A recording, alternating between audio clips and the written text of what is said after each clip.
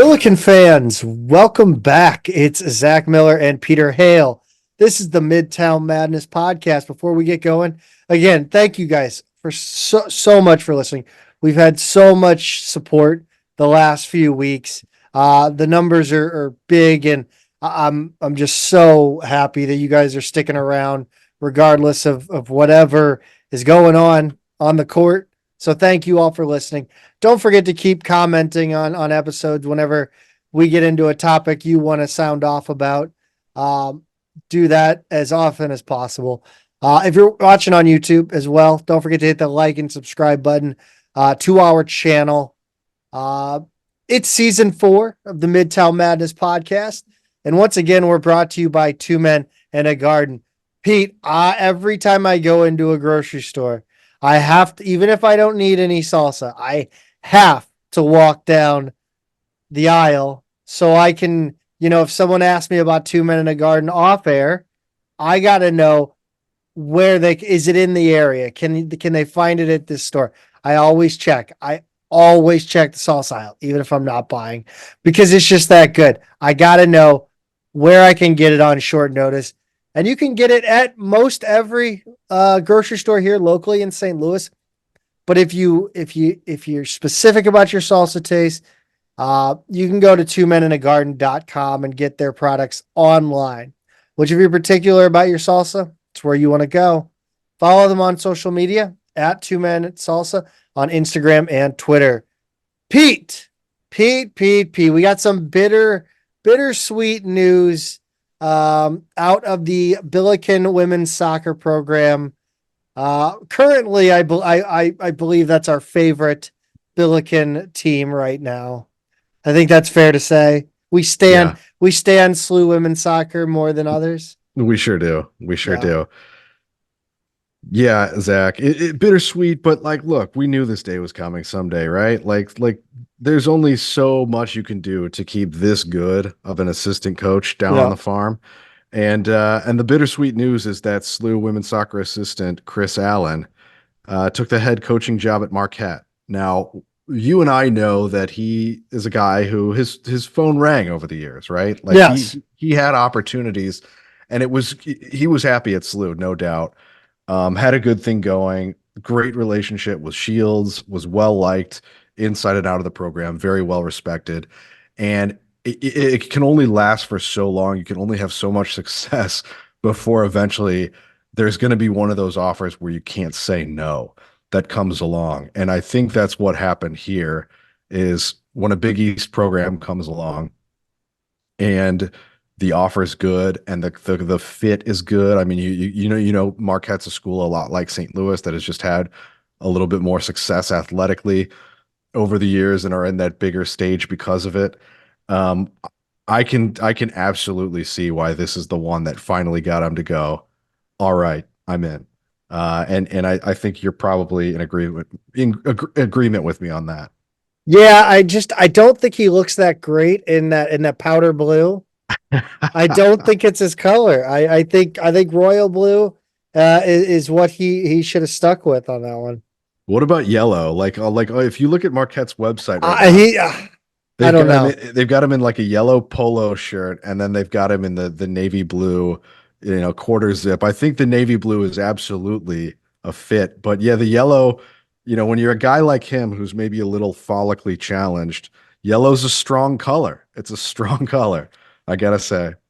See, I thought it might, fit in with kind of the rest of his complexion a little bit too much. It might just be one whole face into the shirt. So sure, I don't know. He's got the color from being outside all the time on the soccer field. No, I mean, look, this is awesome. I'm super jealous. I'm very jealous of Marquette. I think, Marquette being Marquette, a school that SLU unfortunately was a peer with at one point, is no longer. It hurts a lot in that sense. I think it's hard to kind of, I don't know. I mean, he's not getting the head coaching job here right now. It's not happening. I mean, look, it's entirely possible, down the road, Maybe you bring him home. I don't know. Uh, but like this is the stuff we talked about with Rick Majerus, and the stuff that we haven't seen since Rick Majerus Mhm. passed. Is that assistant coaches take head coaching jobs. Your top assistant, you should want that assistant that's in demand, just like you should want that head coach that's in demand to move up to the next level. Yep. So I mean, you look at Porter Moser under Rick Majerus. I mean, there was a couple others I think in there. Al Jensen has Al gone on to Jensen. some good things in his career. I know Jim Weitzel has been a head coach. It should have been Weitzel all along. Yeah, I think most of us agree with that at this point. And so yeah, there in Majerus's relatively brief time at SLU, there are plenty of examples of guys who've gone on to some good careers. And yeah, I mean, like, you know, this Marquette program, a little bit down, right? They went 2-6-2 in the Big East last year. They were 5-10-4 overall. They needed a new vision for the program. That's a tough conference. SLU has played Big East teams recent years like Xavier, and it's tough. It's a good league. Xavier, Georgetown at the top. That I think UConn was good on the women's side this season, and he's going to have his hands full in a really good league trying to build that program. But Milwaukee's a good soccer town. He's a guy who's got very good relationships in the Midwest, and in recruiting and in player development. Katie Shields has always told us what a master he is with scouts. So I think he kind of has the ability to be that kind of total package head coach. And Marquette may have really, I mean, for when you look at his background before he was at SLU, he was a high school coach, right? So Yeah. so he's one of those guys like, okay, he's a longtime assistant at a very good program, but now he's all of a sudden got a power conference head job. And I know there are going to be people who look at that on paper and go, huh, like that's kind of a jump. But I think you and I know, and certainly Coach Shields know that he's a real gem. And now the challenge is on her to fill out the staff with somebody with as if not already as good as he is, somebody who has the ability to kind of grow into his role and skill set. That's got to be a weird dynamic now, right? Where they're both going to keep recruiting the Yeah, Midwest. they're gonna run into each other a lot. I mean, do like, I don't know. I feel like, but I'm petty. Like that would bother me, man. Like I don't know. You know, You're I will say, like, yeah, it's a tricky dynamic, but there are going to be times where they both want the same player. There are going oh to be yeah. times where maybe the player is a fit at one or the other, and I have no doubt that they would tell the other, like, Yeah. I can't take her for whatever reason, but like, trust me on this one. When I was back in August, late August of 2001, when I sat in Coach Romar's office interviewing for an open manager position with Not SLU. a big deal. Not a big deal, but I'm going to get a little name droppy here. And I know. No, you started out with a big deal. Then now you're gonna get further into this. so I was sitting there, and Tubby Smith called during my interview, and because like my interview was pretty informal and it wasn't exactly like blocked off time on his calendar, and in relative importance, some like 18-year-old goofball freshman versus the head coach of Kentucky. Yeah, I'm taking Tubby every time. Yeah, there's no question that you don't tell him I'll call you back later in that circumstance. But Tubby was telling him about a player, and he was like, look, like I'm not gonna offer him, or we're gonna back off or whatever. But I think you need to take a look at this kid. And I don't know who the player was. I forgot to ever follow up with Romar. I never really had a chance because he was only there, less than a year. He needs to after that. retire so that we can like get him on the show. And ask all the good Yeah. questions. Yes. Yeah, he'd be a great guest. He's a great dude. But anyway, so that like there you have an example right there of like just friends in the game, like calling each other up, like for whatever reason, look, I think you got to take a look at this player. It's not going to work out for us. So I have no doubt that those two have an incredible relationship like that, and that there's not going to be animosity. And maybe that kind of competitive spirit makes them both even better. You know what I mean? Like the fact that there's going to be that additional like trying to get an edge on each other, right? I love. I mean, maybe they'll even run into each other someday, head to head in a game. You never know. So, um, excited for the possibilities here for Chris. Couldn't be happier for him, honestly. The game is the game. Yeah, that's right. No, super excited for Chris Allen, and it's an absolute home run hire for Marquette, and man, I think we're both gonna miss him, and yeah, I mean I know he's a SLU basketball fan, so I know it's gonna be tough for him to go. It'll be interesting to see if we have Marquette on the schedule next year. I don't think it would be next year, right? I mean that seems seems a little soon. But maybe down the You want to road. be the best, you got to beat the best, Chris.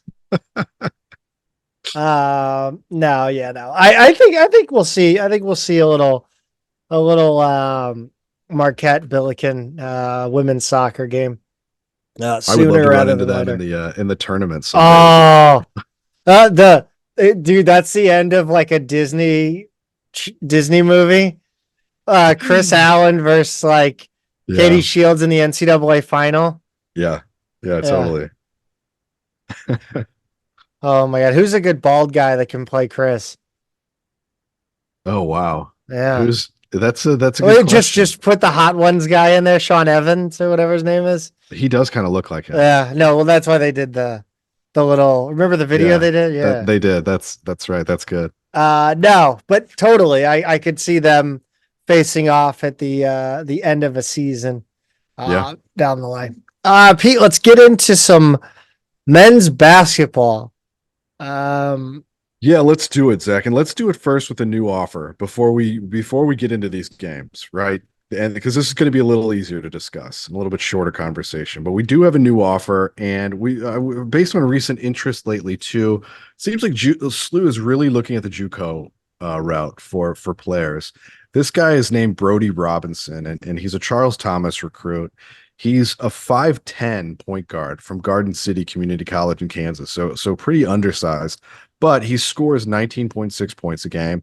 He averages just about 9 assists per game and over 5 rebounds a game. He shoots 41% from the field, about 37% from three, which is good, 85% from the free throw line, which is excellent.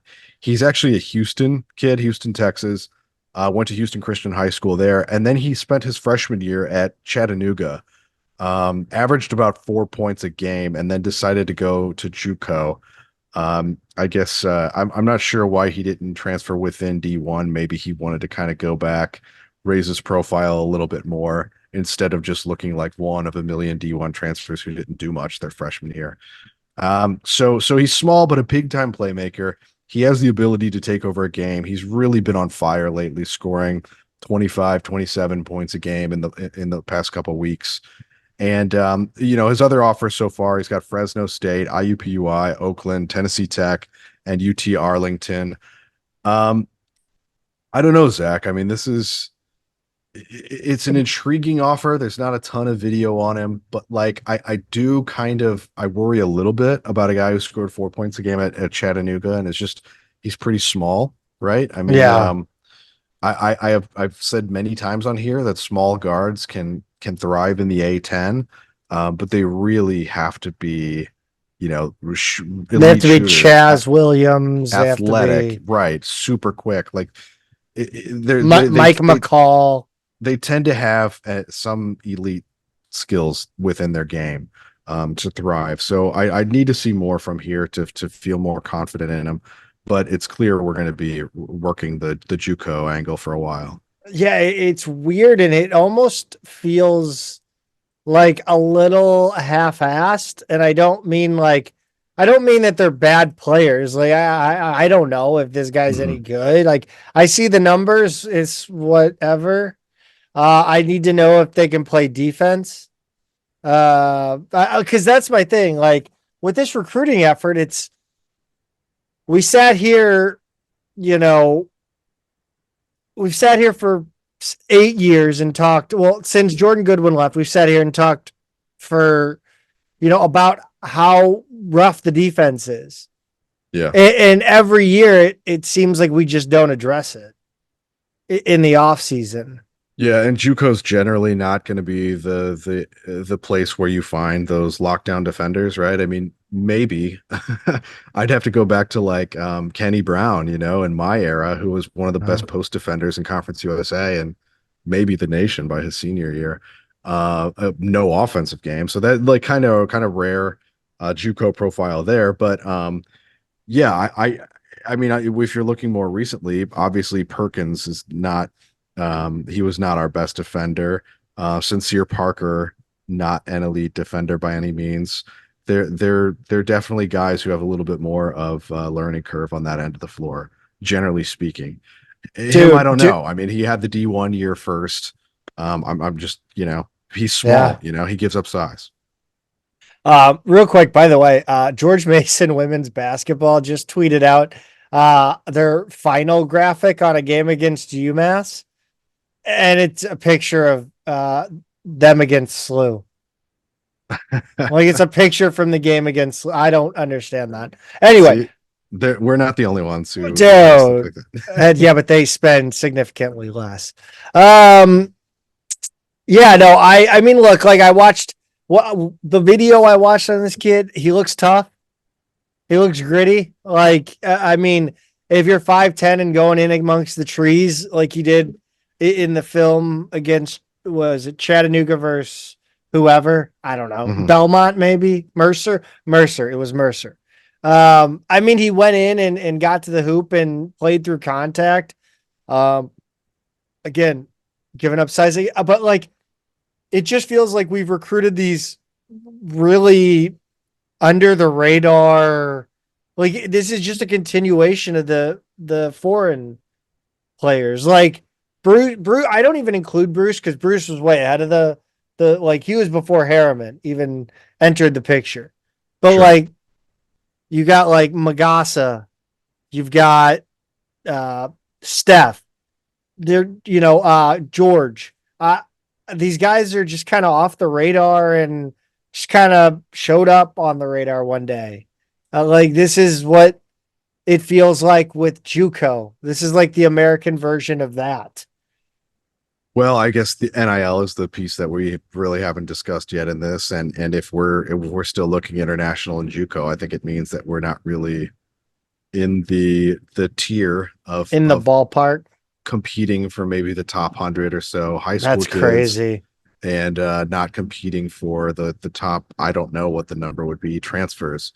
So I think that's maybe what we're dealing with, and we have to play within those realities until that situation changes. Yeah, I think somebody mentioned this feels like the type of thing that a coaching staff does when they feel like they only got one more year to make it happen. Could be. I honestly don't think any of those dudes know. Like, I don't think the coaching staff has any idea what's going to happen. No. I can't imagine anybody is bringing them into a room and keeping them updated day to day on how their job looks. Right. So, I mean, you just kind of have to keep going, but I just with everything that it just kind of feels, meh. Yeah. That's just kind of the attitude I get out of the program right now. Talk about 70-65 loss at Dayton on Tuesday, January 16th. Pete, you know what? I'm very, very disappointed that we lost this game, but I'm really not angry about it. It's one of those results where if this rivalry is a little less one-sided in the last, 5-6 years. Yeah. Okay, you lost a close game, a 5-point game at UD Arena. Mm-hmm. If you hold serve, like you haven't held serve at home, and never won at Dayton in the last. You haven't won a Dayton in the last 8 years, decade. It's a decade now. Then I could take this on the chin. Yeah, That but we weren't it's the bad. larger picture, right? Yeah, I mean, I don't think the Billikens were bad in this one. I thought we were actually really good on defense. I mean, at least according to the percentages. Whether or not it was just a lot of UD missing threes, I don't know. Was our Right. 3-point defense rushing? Was our defense rushing them? I don't know. But I didn't think we were bad in this game. I thought the offense kind of stunk, but Dayton's But got good defense. you're right. So it's the larger context, right? Like, yes, we have won the last two at home. Mm-hmm. But that was coming off a 5-game losing streak within the series. And, now the all-time series goes to 30 and 41. I think we're -9 or -10 since joining the A10. So it was about an even series before we were in the same conference. So that's what hurts, Zach, is you want this to be a rivalry, but we are down since we've been really league rivals. And that's what stinks about it. And now we're officially over a decade since we've won at UD Arena, January of 2014. And yeah, it just it kind of you always want this one, right? It's the Arch Baron Cup. It means more. So like you say, there's no moral victories, but SLU's not bad.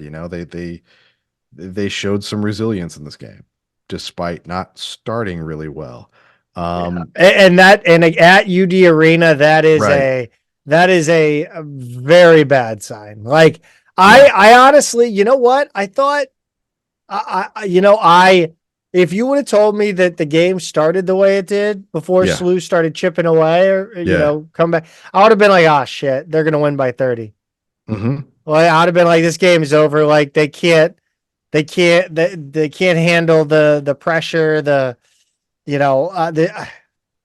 I think one of the things that really, like, okay, being in the arena, the thing that really stood yeah, you were out there. was Let's hear you go off. so the thing that really stood out is, well, number one, SLU's effort was good throughout the game, right? I mean, like the effort was there, even if I think there are a lot of other issues. They didn't have a prolonged period where the body language was bad. There was nothing like that, so that was good.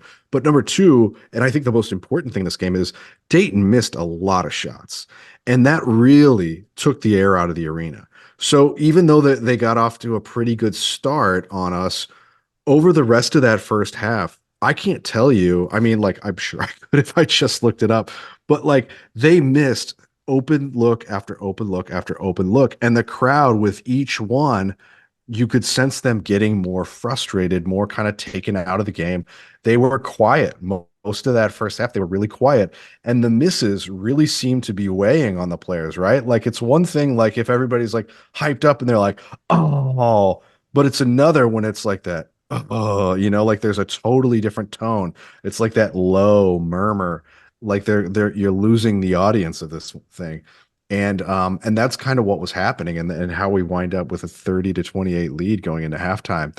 It really was a weird vibe in that arena that night, because I've seen, God, I've probably been to 20 games there now, since just over the years total. And that place can get really loud, it can get really hostile, and this was not one of those games at all. I mean, they were really taken out mostly by Dayton's shooting. Yeah, I mean, I think what did I go? I think I went to one game. I think in the Cruise era, that was a mistake. And I sat down by the Red Scare. That was a really poor decision. His last game there was one that I couldn't shake from my memory coming into this game, and I'm glad it didn't wind up that way. That was 73-37. That was his last game at UD Arena, and I'll never forget it because I was with my wife and her sister and her dad. We had 4 tickets together, and I just felt like bad For because bringing them. even though 3 of the 4 of us went to SLU, they're just sitting there like, get us out of here. This is hell. This is terrible. like they're used to going to Xavier games together, and here I am, like, come with me, and we lose 73-37. That was rock bottom. But that was Cruz's last year. So I don't know if that's the one you went to or if you went the year before. I think the year before we lost by like 12 or 13. Yeah, I think that was, but Yeah, like it was wasn't a good game. It wasn't a good game. no, I think, yeah, this you absolutely have to capitalize on that when you have Dayton, you like UD Arena, sounding like a church. Like Yeah, you have to capitalize on that. Like we talk about this game being a must win based on history. yeah. That's a must win as soon as you have UD Arena stunned. Yeah. Yeah. And I mean, you talk about capitalizing, being up at halftime kind of felt like that, right? I mean, like it felt like we were capitalizing on it, not blowing them out of the water, like we could have done if we had some of our better teams in this situation. But just being up at halftime was pretty stunning.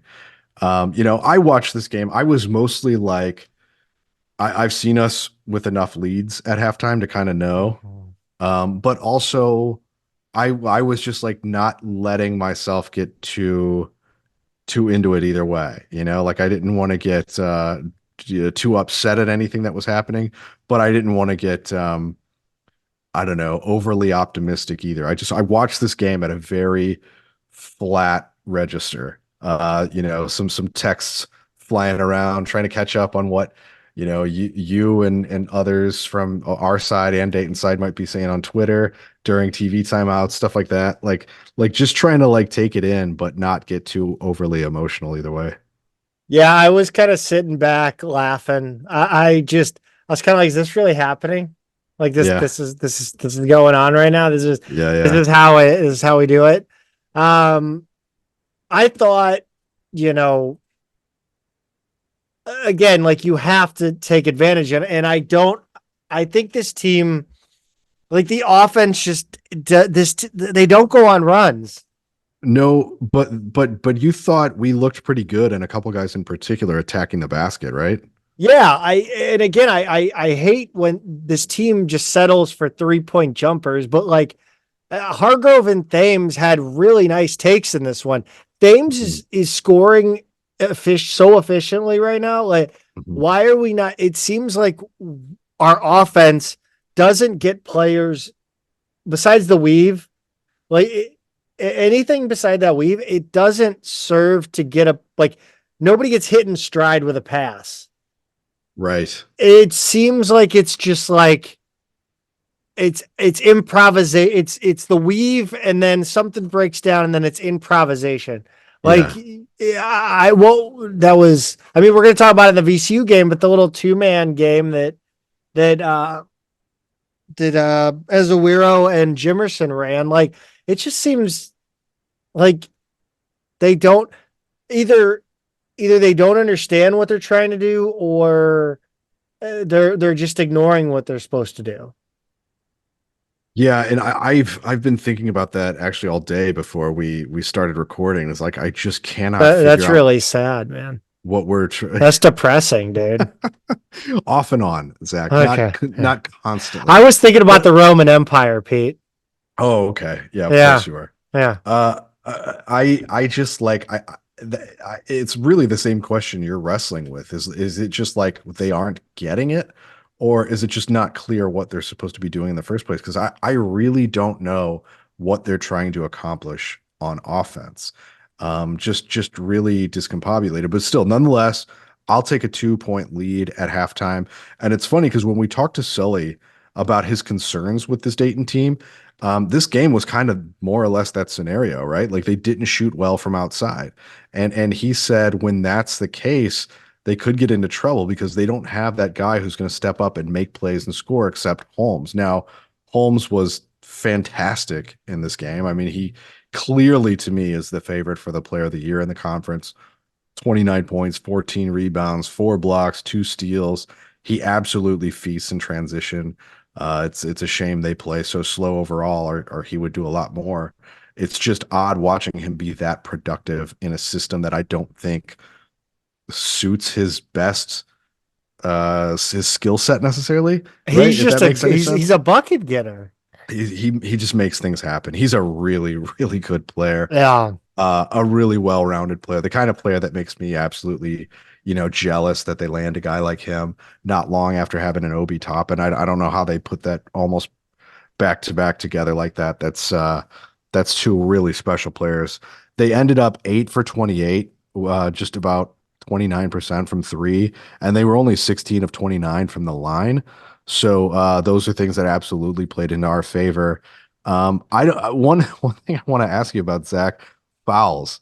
Mhm. Not listening to Rammer and Earl, or the Homer broadcast, or like I wasn't on like Billikens.com during this game or anything like that. So they were 19 to 11 overall, but SLU only attempted 7 free throws to Dayton's 29. And in the arena, I didn't throughout the game, I wasn't like SLU's getting hosed here, SLU's getting hosed, like I mostly felt like we were kind of hacking a bit, right? And like our fouls were fouls. We put Holmes on the line a lot. We put some other guys on the line, and it just didn't feel like we were getting homered or anything like that, maybe a little bit. And I know on paper 29 to 7 in attempts looks shocking, but I don't know if you saw that differently with the benefit of replay and HD slow motion and all that I didn't have.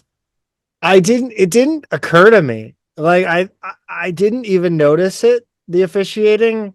Yeah, I thought on a lot of the ones where they could have called a foul on Holmes. I thought Holmes set a couple moving screens and a little too wide screens.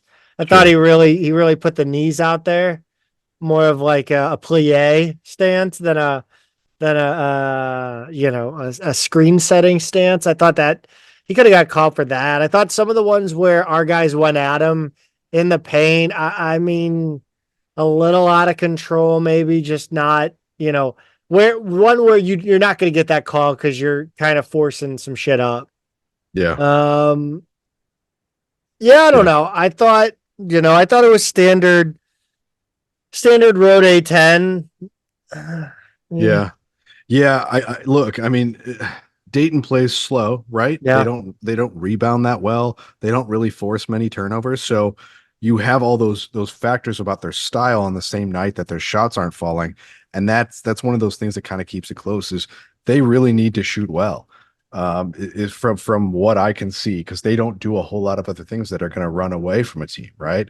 It really was just we're going to let Duran cook, and he's going to get a few things in transition. He's going to draw some fouls. He's going to make some big plays to draw the crowd back into it.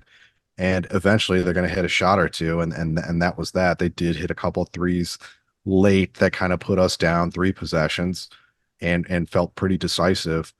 But it was one of those games that we kind of were in the whole time until the end there. So it's tough to let that one get away on the road, especially in a season when on paper this could have been a really bad one for us. And we were so close. Just kind of a tough outcome, all things considered. What do you think? What do you think was the difference there in that second half? Because if you look at it, I mean, it didn't look like UD was really trying to get Duran Holmes going in that first half. It didn't seem like a priority. They really felt like the 3-point shooting was the priority. And in the second half, that changed. And I'm wondering if it changed because they saw an opening with SLU changing defenses in the second. I mean, yeah, Duran Holmes scores the first one on a dunk. So, Yeah. I mean, you could. I don't know. No, It feels like he just. I mean, it's three. His name comes up 1, 2, 3, 4, 5, 6, 7, 8 times in the first 5 minutes. 9 times. 9 times. in the first 5 minutes of the game or of the Yeah, second half. of the second half Yeah. So in it seemed in the play by play on right. ESPN. It seemed like because I was like I was talking about earlier, like them missing all of those first half 3-pointers really was taking the crowd out of it, was killing any chance at like a run or momentum they were having. I think absolutely they made him the focal point in the second half to try and like run through him. and either have him be the facilitator or be the guy who's going to get to the line or get to the rim, because I think they saw another vulnerability in the fact that SLU is kind of a hacking team, right? And when we face a good big man like that, if he can hit free throws, he's going to have that ability all day to get to the line. So I think they saw that vulnerability in addition to the fact that no one was getting going. So maybe once he gets going, that the other guys kind of maybe they end up with fewer contested threes, a little more ability to move it around the perimeter more cleanly. And they still missed probably more shots than they should have in the second half, but they did hit a couple when it mattered. I'm thinking of a couple from the corner and the far corner from where I was sitting in particular, that were pretty devastating. What do you think about Bruce Young in this game? Because I thought he was great. Yeah, I did think he was solid, right? And he's always gonna have his opportunities as long as Brad Azuero keeps getting into foul trouble. Um, I just think that's always gonna be there for him, like a chance to get in there and kind of make his mark. And yeah, I mean, he had 12 minutes in this one. I just thought he was solid. I do remember he had a block that was pretty good, and even though he ended up with a couple fouls, I think overall it was another step in the right direction for him this game. Yeah, I mean, I'm continuously impressed with Mhm. the way he goes toe to toe with older, stronger dudes out there, and it's Yeah, impressive. that's been true of all our international players so far from what we've seen of them. More limited for Churchich, but I think you have to be impressed by two freshman bigs coming in and looking like they're not afraid at all of what they're seeing across from them. I think that comes across, and I like that attitude from them because freshman bigs have a tendency to look a little doe-eyed out there, and I don't think that's him at all. Man, what is going on with George Churchich? Like, what disease does he have that he's just not allowed on the court? Early on, the word was like he's just got too much work on the defensive end to do, and I look at the way this team plays defense, and it's like, really, is he a below replacement player on this team defensively? Because that's shocking to me. This is a really poor defensive team, and if he's a guy who can gun out there like we've seen him do, he's got a really smooth, quick 3-pointer.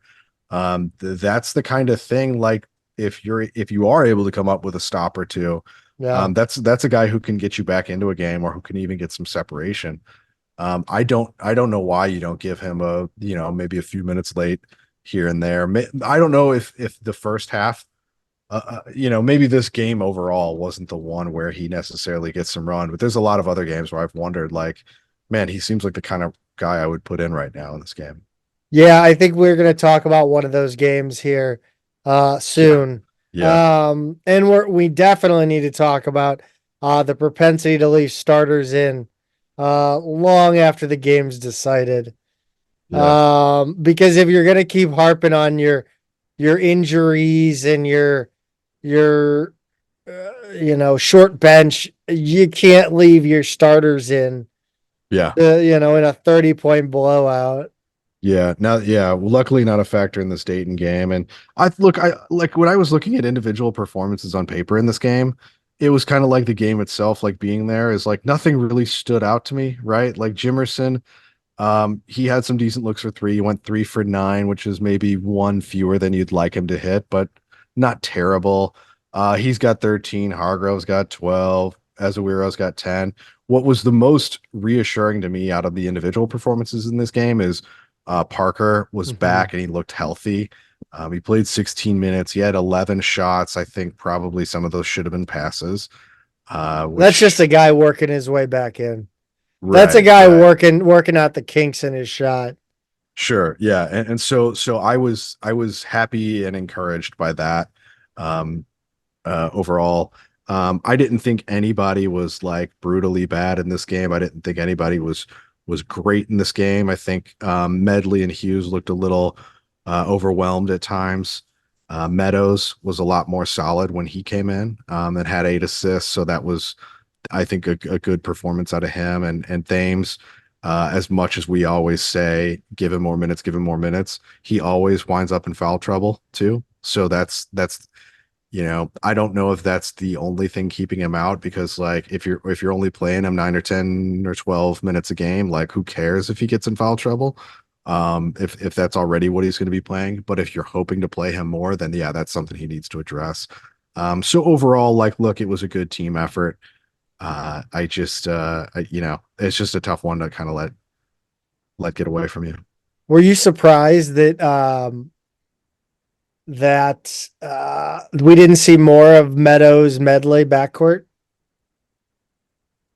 Not necessarily. I didn't think this was as favorable a backcourt matchup for them as the St. Joe's one. I mean, maybe I'm wrong. No, I'm not. I don't even give a shit about the matchup. Yeah. Like, you win a game, like, roll with it. Yeah, no, I mean that's fair. If you look at their minutes, it's an even 40-minute split between them. Meadows had 28 and Medley had 12. So it just wasn't happening in this game.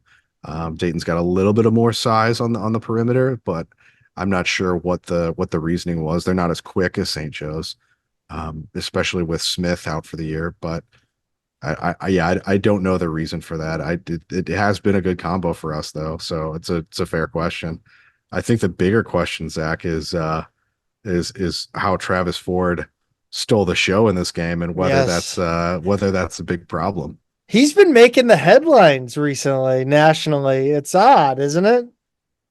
He really has. That was one of the funnier things, is like I saw that in the gym, right? But like watching that become such a big deal on Twitter over the rest of the evening and then into the next day. Yeah, I mean, Ford was way out of his coaching box and onto the floor, and there was one play where it looked like he was about to slap a ball out of a Dayton player's hands, and I think that's the one that really got the most attention, is the way he sort of gestured at the dude. So it was the like psych out, right, on the 3-point shot. Right. And if I'm a shooter, that's so distracting. Like, if out of the corner of your eyes, are you like, wait, is the coach about to Is about to Friday night light the shot? Friday night lights me. That's exactly right. And like the funny thing is, Zach, I think Archie Miller a few days later was an even more egregious one. In transition, running out onto the floor as Dayton was burying Rhode Island. Archie Miller on the floor that he used to coach at. Yeah, really crazy. I do You'd think he'd know the dimensions by now. Yes, you would think so. I do think that is a larger issue that needs to be addressed. I think both of them should have gotten technicals. I can't believe Ford didn't get attacked for that. I can't believe Miller didn't a few nights later. I hope that's the kind of thing that, because it's kind of blown up, it becomes more of an area of focus. Coaches can't do that. I don't understand it. Like, get off the floor. I just don't understand why there's so little space for them. In general, you think it's crazy. Wider? Yeah, absolutely. I think even the players are too close. Like, you look at an inbound right next to the bench, and your nose is in someone's ass. Yeah. Hey, I mean, that's what you pay those premium prices for courtside seats, right? I guess, man. I don't know. But I just think, like, I mean, we'd have to go back and check the tape from the COVID year when the benches were spread out. Because I actually thought that was kind of a fun little look, like having the guys like kind of, it looked like a soccer dugout. It was kind of cool. I don't know. I will say, like, it would be tough to rearrange, like that. There's not a whole lot of room once you start getting into the seats, and like you need the press row and you need all of the you don't support staff. We don't need the press row. I mean, you want to revolutionize the game because these dudes can't keep off the court. I mean, this sideline size hasn't been an issue forever, and now it is. Like give me a break. Like, they know it's not their fault. It is 100% their fault. You don't need to stomp on the court, especially when an opposing player is right in front of you with the ball. Hey, you know what? Unacceptable. If you ain't cheating, you ain't trying, and it's the Arch Baron Cup. So, whatever it takes. This is one of the few instances I can remember thinking, like, our coach needs to get a technical. Like I don't want him to, but like for the sake of this not being a thing in college basketball, Yeah. like these guys have to get technical fouls. They have to. Yes. I Uh, think I think you throw a coach out. Just no technical. Just throw him out. on the Draw first. draw a legit line on the court. Don't none of this like you've got to add another line.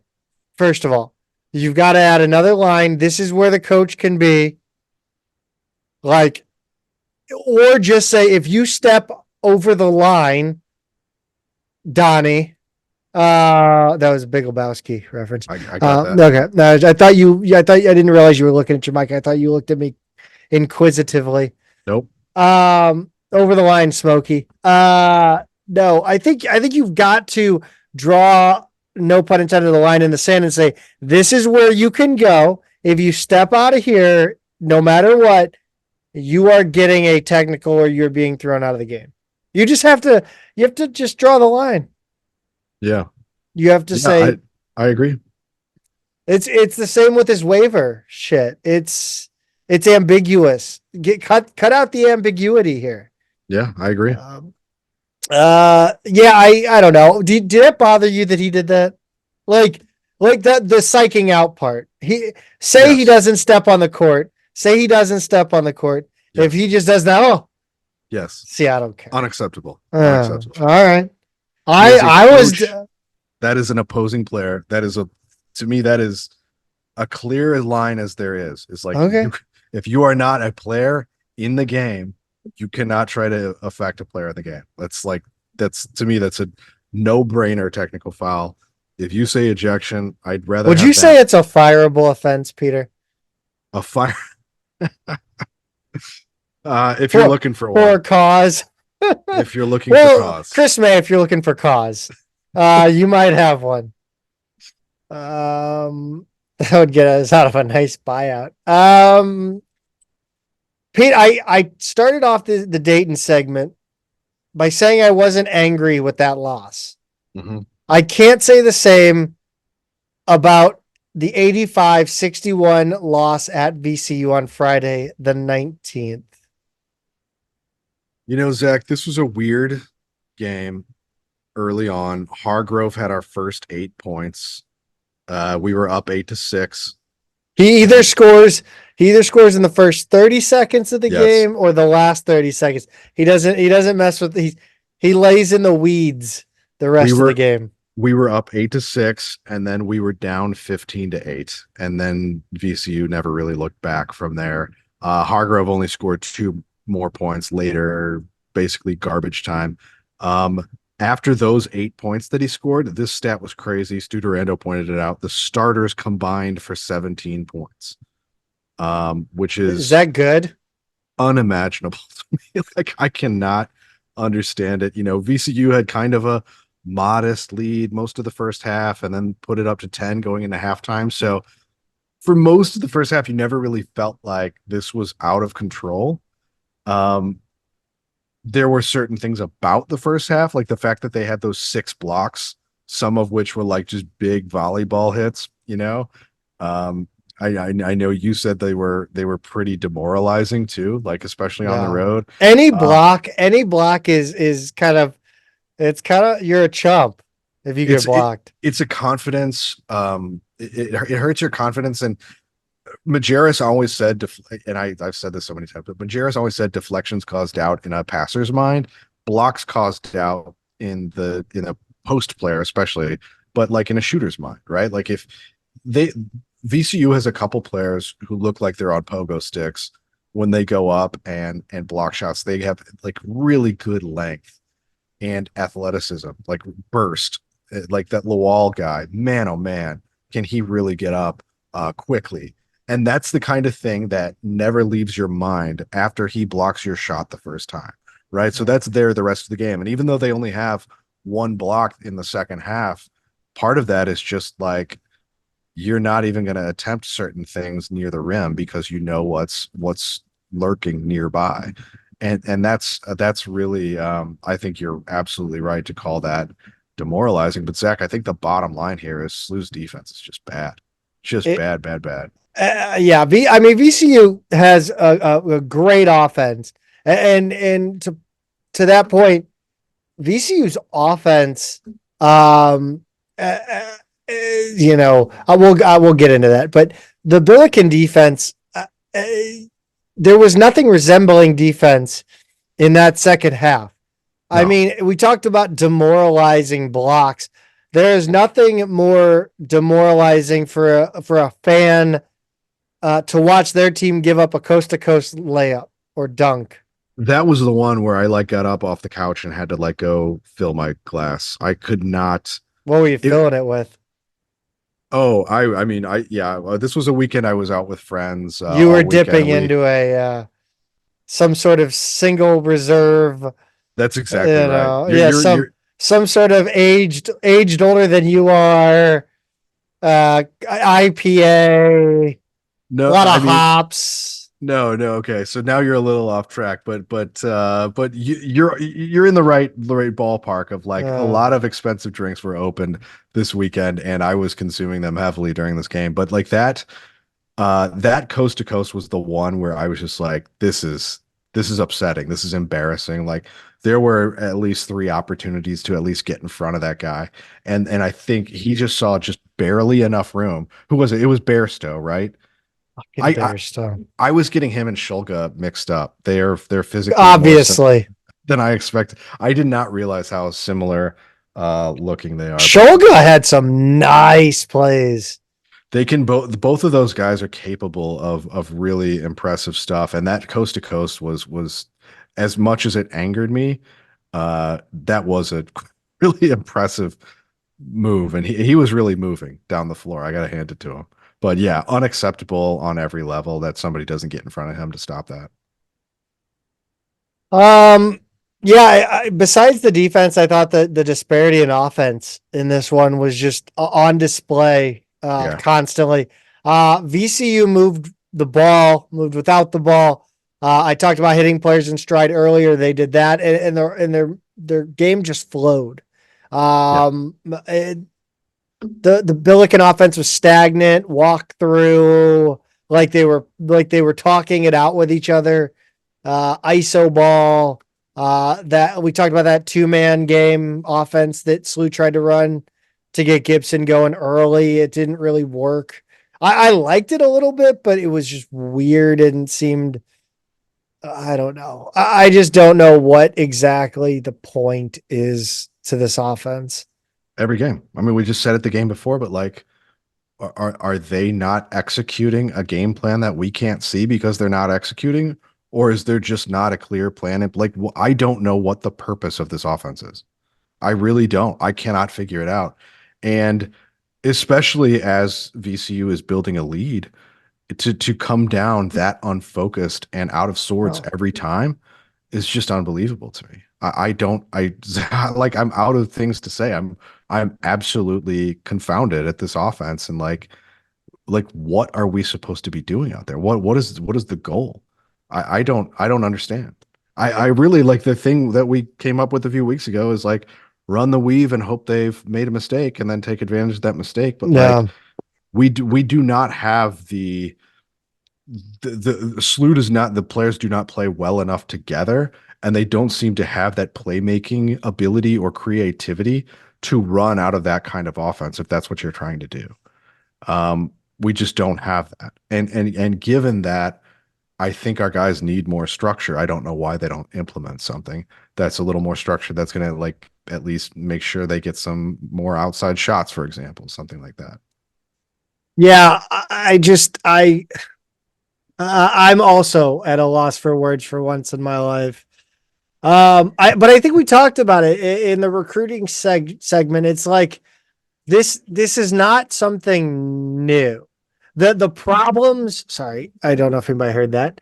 The problems I think I texted you this too.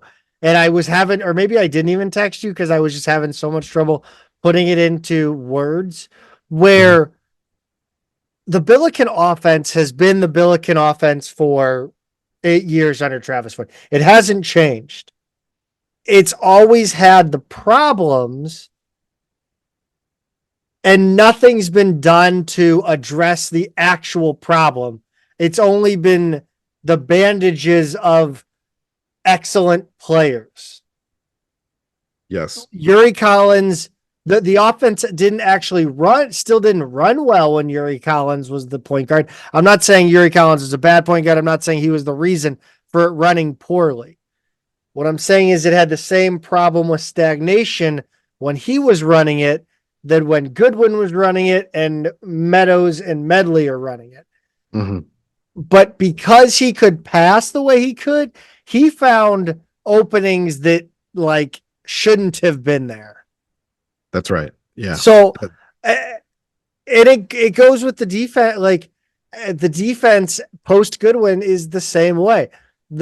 Nothing gets solved. It's so frustrating. It's ridiculous. It is. And when you look on the other side of the floor, what did Connor Bailey tell us coming into this game is like Joe Bamisiel was having a hard time finding his role on this team, like after coming back, right? And like not starting, being a little bit inconsistent, not really finding a groove. And who else is the slump buster but Slew? He comes out, has an Ace Baldwin like game against us, 7 for 10 from 3, 10 of 13 overall, 29 points. VCU overall, they shot 48% from 3, 50% from the floor. And we cure what ails you. It's crazy.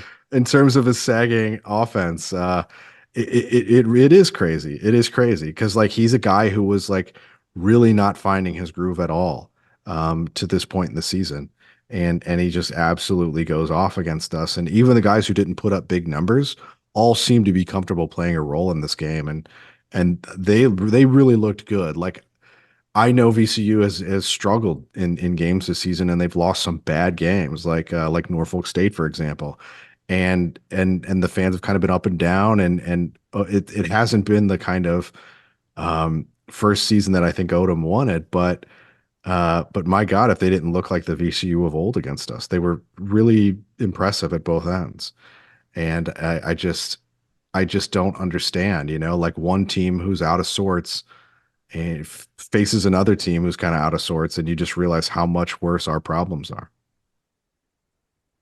Billikens, you talked about Bamisiel, 29 points, 10 of 13 shooting. The Rams shot 50% from the floor, 48% from 3. Conversely, Pete, the Billikens shot 36% from the field and 20% from 3. Is it the smell of the cooking of the caffeinasium that bothers? Is it something does it mess with the equilibrium? What the hell's going on? I don't know. That's our second worst shooting night of the season. I can't remember which one was worse than that, but that's a little disturbing because that was a brutally bad shooting night. And I don't have an answer for you there. What I can tell you is that we were not at all getting good looks for Gibson Jimerson. I think he only had 1 3-point attempt in this game and 2 points overall. VCU was all over him, and we seemed to have no response, like no way to get him open. Sometimes in games like that, he shoots longer shots in transition, which I don't always mind, because if you get 1 or 2 of those, it can kind of change things. But no, they gave him nothing in this game, and SLU had no answers to get him any looks. Just no response at all. It's unacceptable to me that he gets 1 3-point attempt in a game where he plays 35 minutes. He's not in foul trouble. He's not hurt. There's no extenuating circumstances. I think he played, several more minutes more than the next guy on the team and was just not a factor. Unfortunately, the way they took him out of the game. So, yes, Parker had 21 points. No, it wasn't the most efficient 21. Bad night. Yeah, I mean, 6 of 14 from the floor, 1 of 4 from 3. Thank God he was so good from the free throw line. Is this the plan? Like, what was the plan on offense? Just hope Parker could go off and open up Jimerson? Because I mean, but it's not like we are like I feel like you could get points just by finding a guy like Thames or Hargrove like hitting them in stride and letting them run at the hoop. Like, I feel like you could get a couple buckets a game doing that. But and you could probably do it with Parker too. But Parker gets the ball and he's stagnant. He's still. He's not moving. And then he's got to move. But like, let's get some momentum behind the action. I don't know. Yeah, catch a ball in motion. Have an idea with the ball before you get going. And Parker, second game in a row, he's not really looking to pass. He doesn't really look like he's part of something so much as just trying to get hot and go off. And that's one thing in JUCO where the defense isn't as good, where you're probably doing a little bit more in transition. Probably got a little bit more of a green light when you're feeling it. But so far it's not really been the answer for us since he's come back. And I don't know, in terms of like getting him and Thames in on kind of certain actions together. Sure, maybe. I mean, again, Thames's minutes are up in this game, 15, so a little bit more than he got at Dayton, and he winds up with 9 points, but foul trouble again with 3 fouls, right? So I don't know how much ability we've had to have both him and Parker on the floor at the same time. Ezewiro had 6 and 6, 4 fouls. The foul trouble again for him. Always, tough, yeah. I thought the refereeing in this one was kind of worse than Dayton, honestly. Not to really get into a discussion. Which is funny because in this game we wind up with 20 fouls overall to VCU 16. So on paper, that's not a huge disparity. And then you've got on their team, you've got 3 starters with 4, 3, and 3 fouls. So yes, again, on paper, Dayton was way worse, but it's weird to come away from this one thinking like, yeah, maybe the officiating was worse. But I think the bigger problem is allowing 49 points in the second half. When that's happening, I don't think the refs can bail you out. Yeah, a bummer for the group of Billiken fans that traveled there. I know your brother was part of a different group. Yeah. But there was a group of Billiken fans that were there wearing shirts that said, "I'd rather be at Chaffetz," which I thought was kind of funny. Yeah, I don't know. Like dorky as hell, but like I'm 34 now, so that's kind of cool. Like that's funny. Yeah. That's funny in a weird old person way. Did you say did you recognize somebody from that group? Yeah. I don't know if I should really, okay. but it's a board member. I didn't recognize all of them. Not a real board. Yeah, a message board member. Not a board of trustees. Yeah, no. Yeah, and my brother who lives in Richmond was there with a group of 5 people. I thought he was going to go to the game, but I didn't realize he was bringing that many friends with him, which is great. Except I hope they're still his friends after this game. He's had, by the way, brutal luck watching SLU a couple years ago when he's the unluckiest fan. He is really the Travis Ford of watching the Bills. He really is. We were at the Richmond game a couple of years ago where we coughed up, I think, a 12-point lead and lost there. He was at the SIUE game with me where we lost that 18. And he texted me at one point a few months ago, well before he even had tickets for this game, and was like, you know what? It just occurred to me. And he listed like the last 5 games he had been to, and they were all double-digit leads that SLU blew and lost. And so we didn't have a big lead in this game. I think our biggest lead was just a couple of points very early in the game, but his losing streak with this team certainly continues. And hopefully next season I'll be there with him on if this or Richmond is a weekend game. Pete, I think we need to kick it around the A10, but first we need to do a little business. We do, Zach. We need to keep the lights on, yes, so to speak. And one of the things that I'm always thinking about is how to get my kids to eat new things, more things that I actually want to eat instead of making the same stuff for them over and over and over. Because they're picky eaters, Zach, and as we all know, picky eaters are a burden on everyone else. Oh, I feel personally attacked. You should. But one of the things that they have on their website at 2minutegarden.com is they have some recipes. Not a lot, but some actually pretty intriguing recipes. I haven't done any yet. They've got one for jambalaya. They've got one for their sort of house recipe chili. They've got what they call Hungry Man's salsa baked eggs that look great, and then they've got vegan tofu taco crumbles. If you're not into the whole meat thing, so good variety. And I got to say, the chili and the jambalaya in particular look great to me. And these are both a couple of things that I'm going to try pretty soon. While the weather's still cold, while these recipes I do in like a big cast iron or Dutch oven or something are still very much in season. So I'm going to give one of these a shot in the near future here and report back. But you should go over to twomeningarden.com in the meantime. Check out these recipes, check out their products, and take advantage of that $9.99 shipping. If you are not local to St. Louis, can pick up their products at local grocery stores. But once again, find it all at twomeningarden.com. All right, let's kick it around the A10. I love that those vintage ad transitions. We got to keep the lights on. There was one of the podcasts, mostly sports with Mark Tice. Mark Tice, I'm a huge fan. I've always have been, but he does a podcast on Barstool and it was like the first time it had snowed in Chicago. So since they moved, and so he wanted to do school closures on the show. So they just started reading off school and business closures randomly. Like St. Ambrose, you are e-learning today. But so that was really funny. That's a good angle. Monday the 15th, George Washington beats George Mason in a battle of the Jorges, 75-62. St. Joe's 82, LaSalle 62. Tuesday the 16th, Richmond beats Duquesne 63-61. Wednesday the 17th, Davidson 79, Fordham 69. Nice. Loyola 79, UMass 78, and an absolute barn burner, Pete.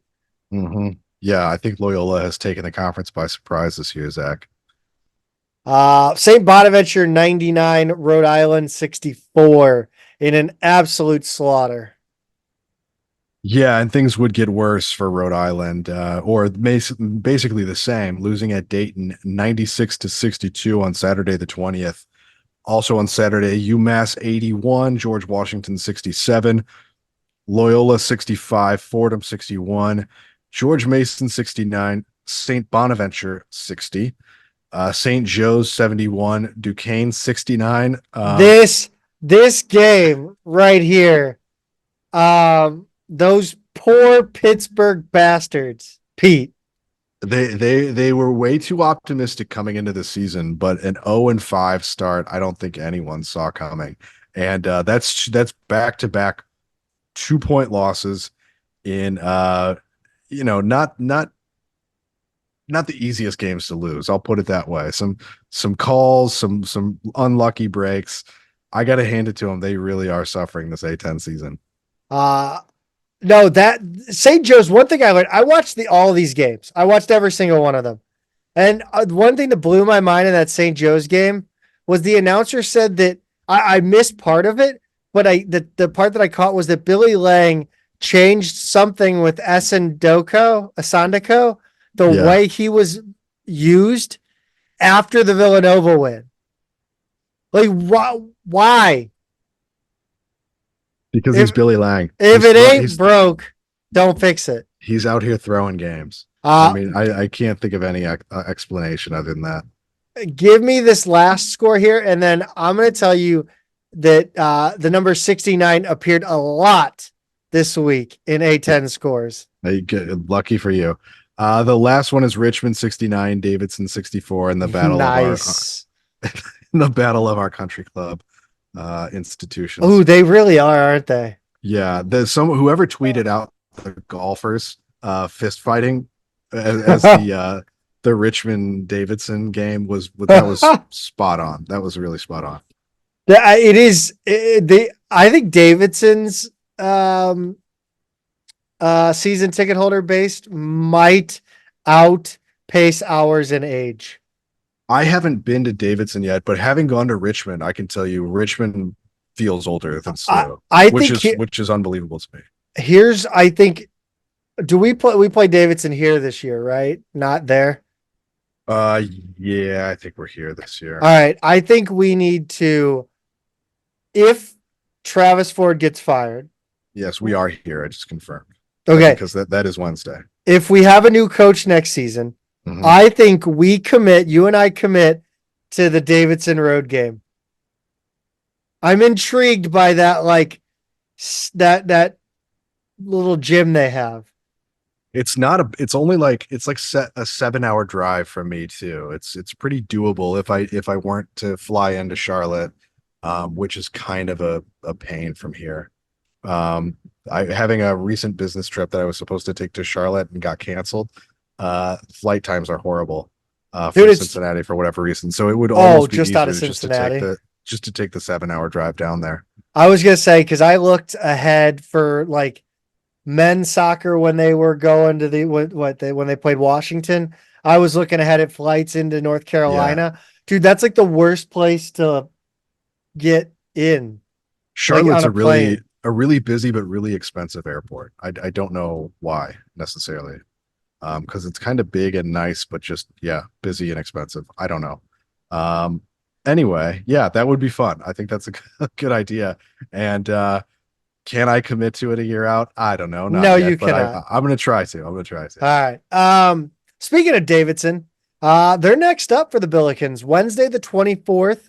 Uh, and Pete, tell us what to expect from Davidson in this one. This isn't your granddad's McKillop team. No, and you kind of think they would be, right? They're 11-7, and then they're 1-4 in conference, and the That's a only conversation to have. Is yeah, why this doesn't work anymore. right. It's a hard conversation. I think a lot of Davidson fans are trying to start right now. That only win came at Fordham, and I think with Matt McKillop in charge, the nepotism is not working out at a country club school for once. They did beat Maryland early on, then they lost 3 of 4, and then won at Charlotte to rattle off 7 straight non-conference wins before having a bucket of cold water dumped on them in league play. I think their first A10 game was at Dayton, so that's a tough one, but nonetheless, 1-4 is a brutal start. They've got a really balanced scoring attack. I think if you've paid attention to this league for long enough, you're going to recognize some of the names involved there. Yeah, I don't think we need to go into them because, quite frankly, it's 5 guys who kind of look the same and score between 10 and 13 a game. They look the part of a Davidson team. They don't really play the part that well, and that's what's kind of weird. They still shoot a lot of threes. They're soft inside the arc. They're an okay rebounding team because they've got length, but they're not a super physical team. They don't shoot a lot inside the arc. It's just that their percentages are way down across the board. Assists are down too, and it's kind of an indication that they struggle to get something like Bob McKillop's offense clicking. You know, like they've always brutalized us on the perimeter with their length, their tall shooters. They just play really well together, and that's just not happening there anymore. I don't know why, Zach. The parts are there. They don't get in foul trouble. They don't turn it over too much. They've got outside shooting ability at every position. It just isn't coming together. Um, I don't know. I can't explain it, but that's kind of who they are this season. And I'm really interested to see how they look on the road at SLU. Certainly we're not great, but we beat a St. Joe's team that was favored against us and certainly a better team than this Davidson team. But we've struggled against them, right? Like they've kind of had our number a lot of years. So very, very curious to see how this game plays out. Um, I I want a moment at Davidson where Bob McKillop pulls like a Coach K and runs across the court to the Davidson student section, says he's one of us. Like that would make my life complete. Was Davidson wasn't I think that was Richmond. Have we ever played a game here against Davidson where it was like the bad weather? Because those games always, I hate those Hmm. games. But that's why I thought it was Davidson, but I think it was either Richmond or Duquesne. Um, Yeah, off the top of my head, I can't say. Oh boy, that's a yeah, I don't know for sure. I mean, I'm pulling up our all-time history against them, and we are 4-8. which isn't great. Um, we've actually won the last two against Davidson. We lost that. We lost the one in. In the conference tournament. No, we lost one at Davidson, didn't we? It was like an absolute shit show. Like Yeah, we got that smoked. that was 2022. That was 2 years ago. So Jesus, so that was 2 years ago already. yeah, so we beat them at day. That was our first win at Belk last season. Remember, like we beat them by four at Belk, and then we beat them at home last year because we played them twice last season. So we took both of those. We lost the three before that. We lost to them in the conference tournament in 22. We lost to them at Belk, like you said, badly in 22. We lost to them at Belk in 2020. So we did not play them in that COVID shortened season, the 2020 2021 season, because we didn't play everybody in conference that year. So we did. I remember that conference tournament, that big conference tournament when we had over them up in Brooklyn Yeah. in 2019, the year you went. But that was after losing five of the first six times we had played them since they joined the A10. So if we didn't have these last two wins against them last season, our record would be, 2-8 and just really bad against these guys. So more often than not, they've had our number, but they're bad enough this year in just kind of a weird way that I'm at least intrigued here. Yeah, I honestly think we come away with a win in this one. Although I thought that I don't know why I had a feeling about VCU, but that feeling was terrible. That was just That was gas. off. That was Yeah. just gas. Well, Um, yeah, I mean, we've got two home games and like coming up, like if you're looking at this, Davidson and then Fordham at home in a couple weeks are probably, our best bets here in the next four games. We go to Loyola on the 30th. We'll talk about this one in a minute, UMass this weekend. But yeah, if I'm having to pick out, wins left on the calendar, that's certainly one of the stronger ones. yeah.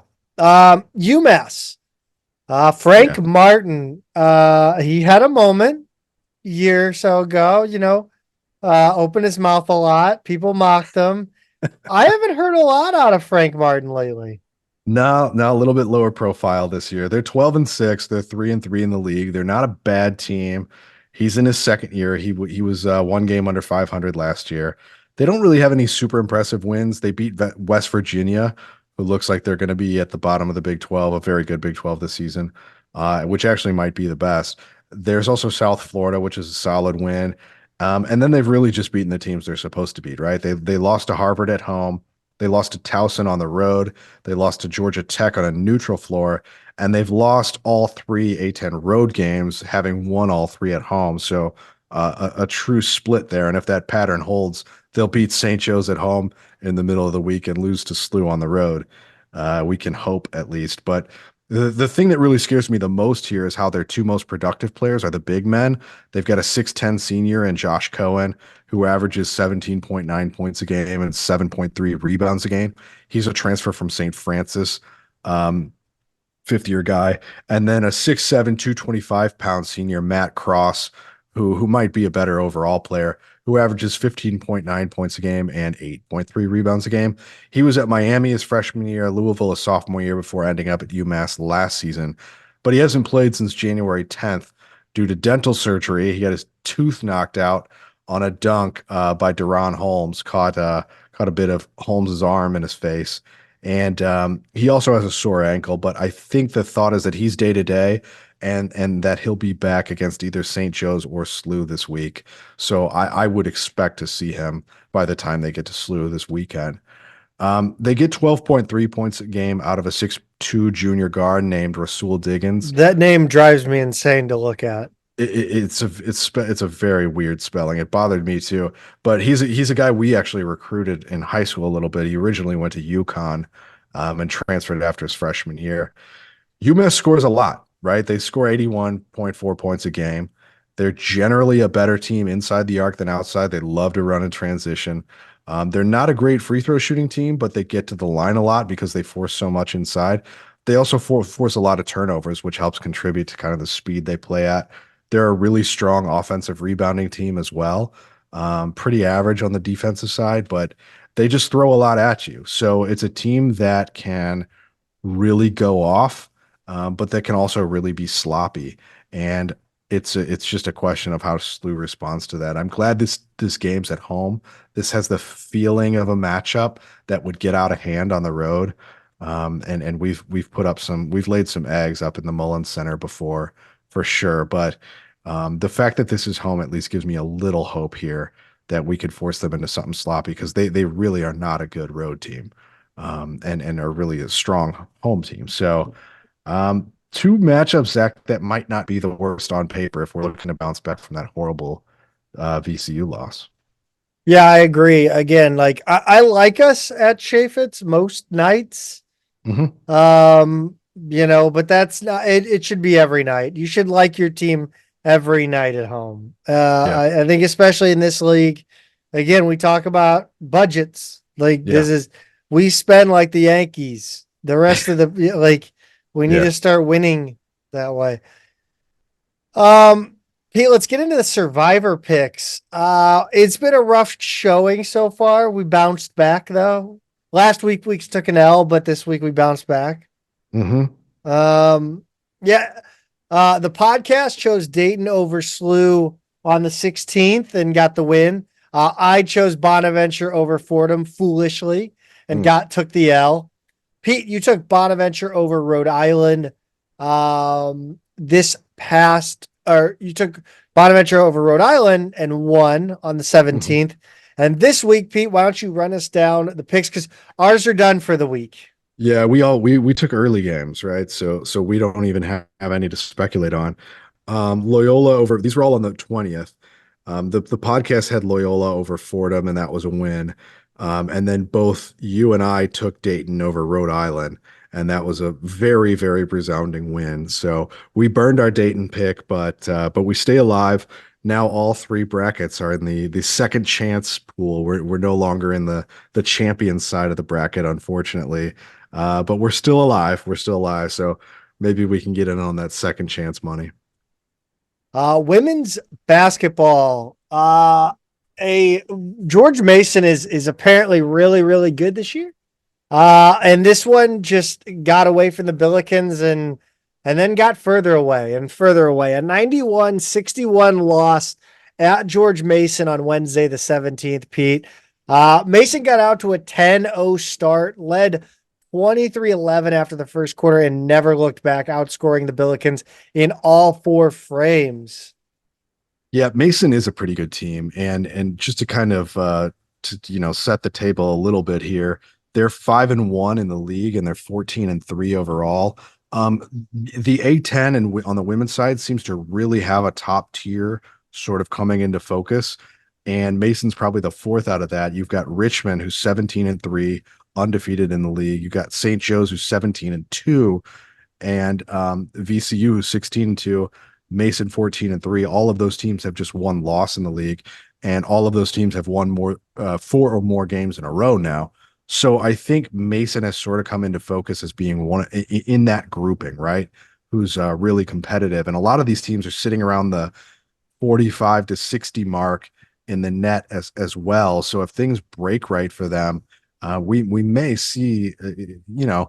We've said this a lot of years. Like the women have a chance at kind of an at-large team if things break right, and then they end up usually not happening and being a little bit outside of that. But I would say overall the league has strengthened, and it's all a long way of saying like this is a good team.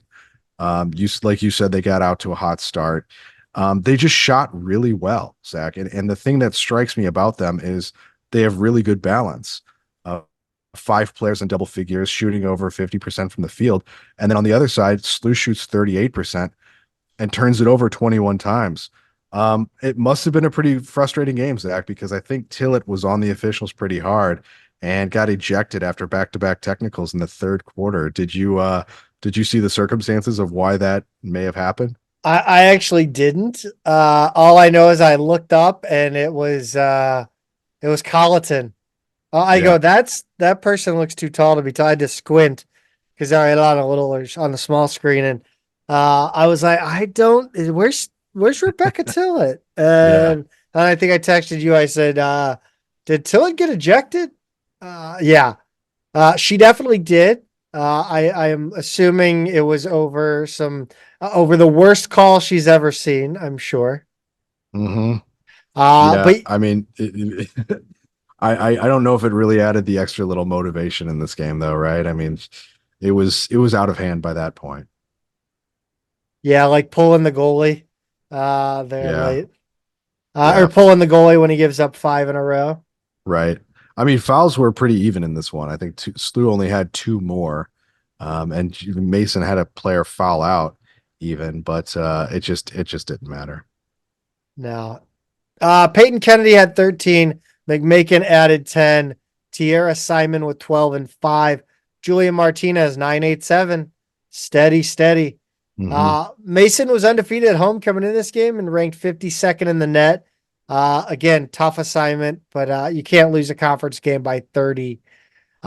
This SLU team's not been out of games all season, but this one, certainly they were out of it Yeah, quickly. like the BYU game. I think there have just been a few where they're just like, okay, not their night. Let's move on. Um, 65. Well, speaking of moving on, 65-56 win at George Washington Saturday the 20th. The Billikens got out to an early lead for a change. They were up 19-10 after the first quarter, 37-22 at halftime. It felt like one of those that they could have really run away with, but just never really hit their stride. And I feel like turnovers were a reason for that. Turnovers, and they didn't shoot it well from three, right? Like I feel like the nights where they're off from three, they're not shooting a lot. They're not shooting in rhythm. They went 3 for 15 in this one, but they did shoot 48% overall, right, for the game. So it's not like they weren't getting stuff inside. They were getting good looks. Shot selection was good and inside the arc, and they were 83% from the line. So it really was the turnovers and the cold outside shooting that helped George Washington go on a 10-0 run early in the third to get it within 5 points. At that point, Kyla McMakin kind of helped SLU right the ship. And then they took an 11-point lead into the final quarter. Didn't really let George Washington get too close the rest of the way. Held them to 37% shooting on the game. But you're right, Zach. I mean, turnovers remain a concern when you have 21 in that George Mason game, 20 in this game. That's 41 turnovers in two games is something that you need to address. Even on a night where you are forcing 15 turnovers with 11 steals. The way that this first half went, you would have wanted this to really be a blowout, like a big time blowout, and they didn't quite do that. No, they didn't. McMakin again, 21 points, but she didn't hit a three. Mhm. She's the 35th leading score. She passed Sabrina Ionescu. That now, you know, but like, wow. It's funny when you look at the all-time scorers. I know on the men's side they're a little bit bigger names, but like one of the guys is that Davis kid who went to Detroit. I think he graduated last year, the year before. And so you do wind up with these situations where there are players at smaller programs, like she did a lot of that at Longwood and now at SLU, who kind of we think about the Ionescus and players like that as being like these all-time greats and like how can you score more than them? But they're on really good teams with a lot of people who score. And Yeah. and when you've got a McMakin at Longwood who essentially comes their freshman year with a green light for 3 seasons and then plays a COVID bonus year, you're going to get things like this in the overall rankings. Not to take anything away from her, it's a hard thing to do to score that many points. And it's cool to see her climb the charts, but it's just kind of a funny quirk of the all-time leaderboards, right? Yeah, I think it's funny, looking at women's basketball a little bit differently than men in that like every player that's the best player currently in college basketball on the women's side is always is almost is I would say for a long time now, and for as far to the future as I can see, will be the best player to ever play the game. Like whereas you look at the men's side and you'll have guys that come out. The number one draft pick is not always the best player to have ever lived. It's not always going to be that way. Oh, Like I see it. Yeah. the first overall draft pick is not LeBron James in his prime, or Sure. will ever be. Yeah. It's just funny to me because the women's side of the game, the best player in college that goes to the is the best player like in the like to ever have played the game. It just hasn't reached that evolution yet to Yeah. where you can have Yeah. the best player isn't better than it's a dumb thought. The other factor is especially now with NIL keeping players in college longer, right? Because the NIL for most women's college athletes is as big as it's ever going to be. So they have more of an incentive to stay in college longer, and they're a little bit more developed by the time they get to the WNBA.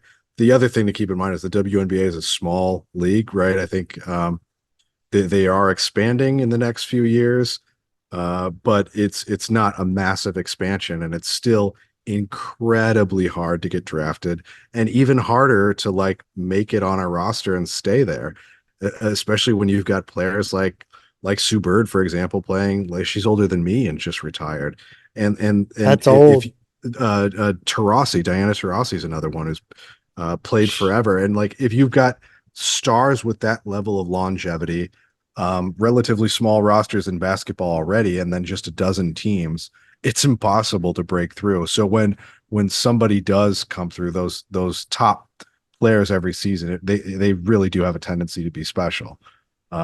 Just a different landscape overall, but anyway, it's cool to see McMakin putting up numbers like that, um, getting her name that far up in the history books, and I think she'll probably have a few more places to go before it's all said and done. Yeah, Peyton Kennedy, fantastic.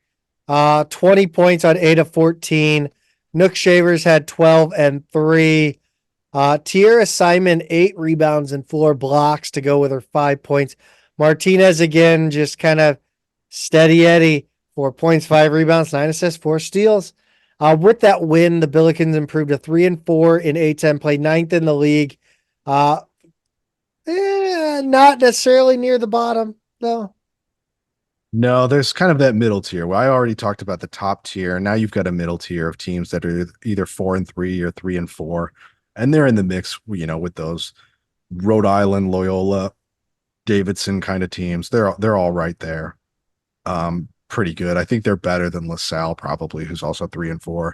And then you've got a bottom tier of teams: UMass, Bonaventure, Fordham, GW, who are all down there. So those are the teams SLU really has to take care of business against, and hope to pick off, a win or two against these tougher teams.